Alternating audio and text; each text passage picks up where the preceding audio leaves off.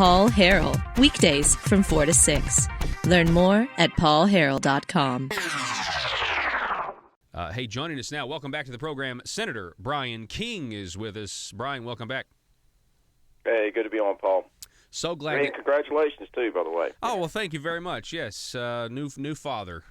It was a great weekend to get to know my daughter a little bit more. Man, it's just even weird to say that, if I'm being honest about it.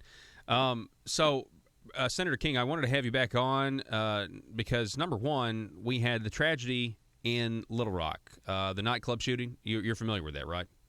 Mm-hmm. And so shortly after that, we've got public outcry, and we have yet the announcement from Governor Asa Hutchinson of another task force to try to deal with this. What are your thoughts on the new task force? Well, I mean, the law enforcement agencies that are involved in this, I mean, certainly when I made my comment about Governor Hutchinson, what he was doing, it wasn't anything about them because, quite frankly, they're doing all they can.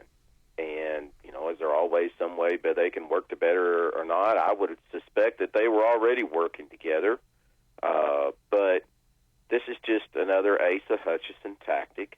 I mean, I've sent you, texted you, and then on tweets to the news media to show where the FBI statistics has shown how violent crime was climbing since 2011.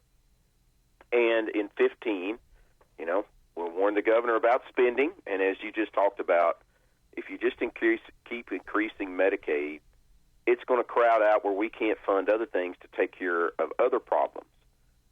Sit there and told him about that. He has done nothing. That he's the all-time in the last 2 years. He will be the all-time record holder for Arkansas governors in Medicaid spending, bar none. He's number one. He's taken over that title from Mike Beebe, and kept warning him about that. And if you look at the last budget, whenever some money come in, or the DFA's probably shifting some money around to make their year-end numbers look like they're barely ahead. Isn't it amazing how they just come up, Paul, $15 million above forecast? Barely. Okay. I mean, it's just amazing. Yeah, I know. And everything's rosy now, right? Everything's fine. And everything, on a $5.5 billion budget, we're $15 million surplus going into next year. I mean, that's like no surplus, despite, as I keep saying, we're not in a recession. Let me ask you this on that. Why not? I mean, if we were able to cut $70 million and the governor said no vital services were going to be affected. Yeah, I can't figure that out either. I can't figure out how we were able to cut $70 million and no services or no jobs are being eliminated. But now we're putting it. But if you read it, $43 million was going to the Medicaid trust fund. There's that word again, Medicaid. Remember that. And if we $43 million, if we had $43 million to put towards public safety and law enforcement, let me tell you something about those press conferences, those people, those entities. They need help. They needed help 2 years ago when Asa Hutchinson ignored and shut out the people that were warning him about Medicaid and how it was going to be unsustainable. He said it was sustainable and then turned around and said it's unsustainable, and then he increases the appropriation bill. And now he's begging. The Senate. He's begging John Bozeman and Tom Cotton. Yeah, he's begging for more money. Don't cut my money. Yeah. So $43 million, Paul, we could hire 200 law enforcement officers to go out here. We could substantially increase pay for state troopers to help retention because we're lower paid than our surrounding states to our state troopers. We could increase probation and parole officers, which have been overburdened and underpaid. Okay, I know Bryan King's been for cutting, but I tell people all the time, like when it comes to government, I'm for spending your money responsibly. And I sit there and say, do you want to put dangerous people away that don't accept rehabilitation or responsibility? Do you want to put them away and make your streets safer? Yes, I'll spend my money for that, maybe even highways. But that last $43 million of Asa Hutchinson did not go for public safety. It didn't go to back our law enforcement officers out here and increase the pay, give them more money and tools and resources, and our probation and parole officers. It went to Obamacare and Medicaid trust fund. It didn't go to highways, to keep bridges from falling down. I mean, it didn't go to that. Yeah. He sent it to Medicaid. I'm reading here. This is a tweet from the Arkansas Democrat Gazette back in November of 2016. With Arkansas prisons over capacity, early release approved for more than 700 inmates. And then, of course, I see tweets about the violent crime rates that have been increasing over the years up to 2015. And then we have... Pretty easy to see we had a problem growing, didn't it? Yes, it was upticking at an alarming rate. Household poverty and non-fatal violent victimization from 2008 to 2012. Those numbers were on the rise as well. Then we have some tweets here, some other tweets. People saying we don't need new laws. We need to crack down on those breaking the law. A quote from that was Asa Hutchinson. Asa Hutchinson. Asa Hutchinson sit there in the press conference. I sent you the pictures where he said we need to crack down on. He's just early releasing the same people he says he's going to crack down on. Yeah, this is the most this is misleading to deceiving to have a press conference and get up there and say something at the same time he's early releasing people out here that is continuing to cause the problem, and then he acts like these agencies, like we need to get them together and work together.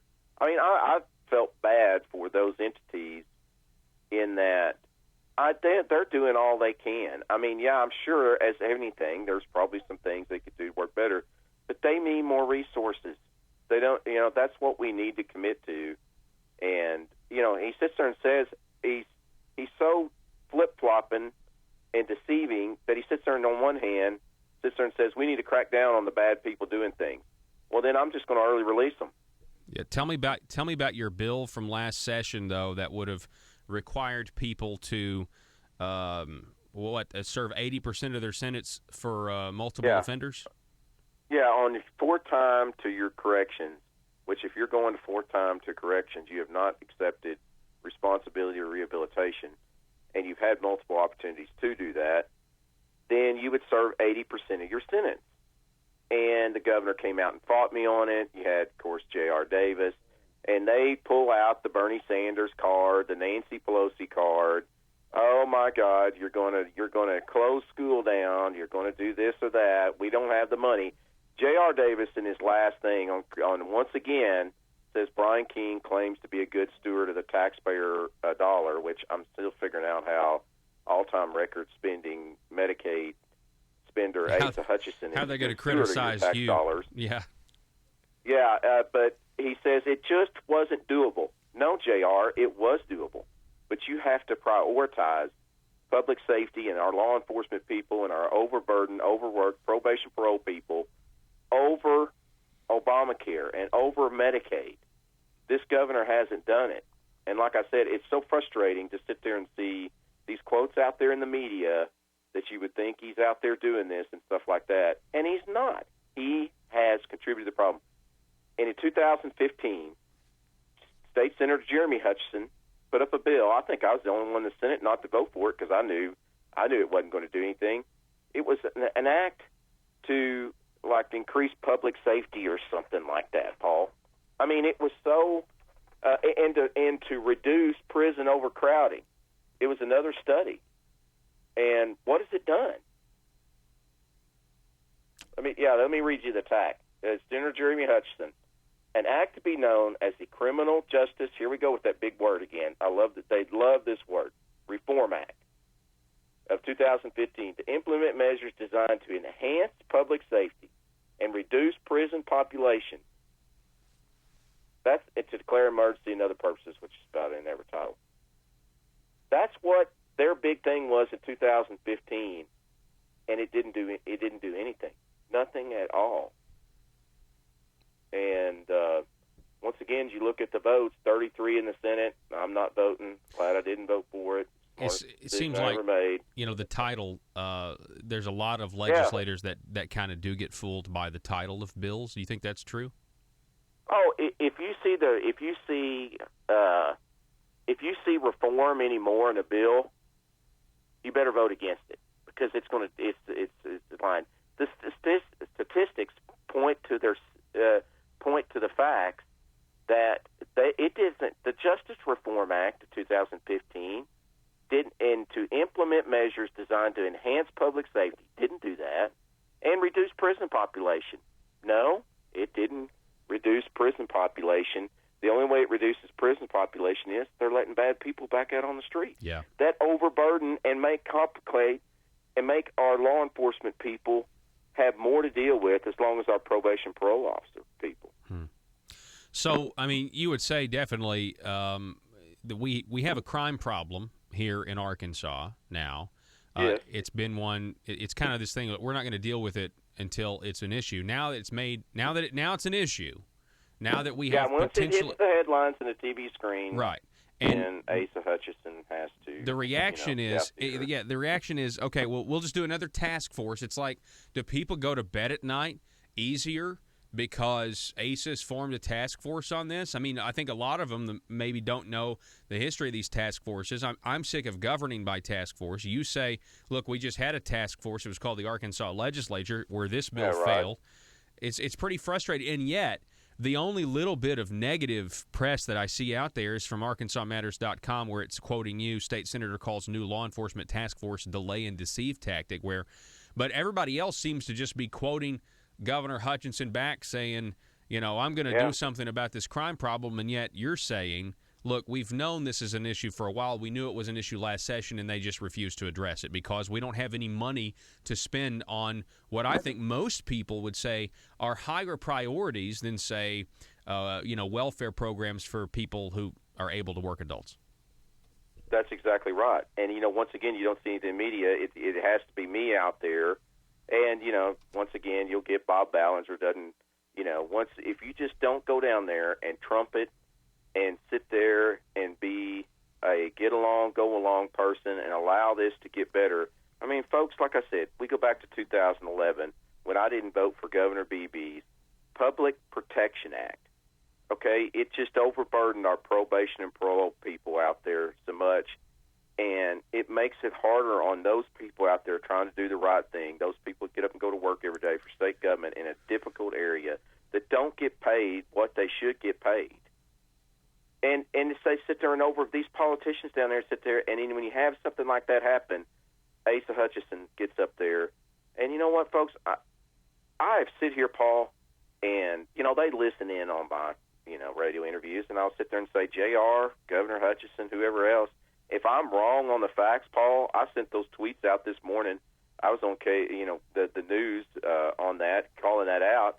If I was factually incorrect about anything, I think they'd already be hounding me trying to get, a retraction or explain what I want to do. But, no one in the media down there sits there and questions him. So, well, Governor, you say it's tough to crack down on these people. Why are you letting these people early out of prison?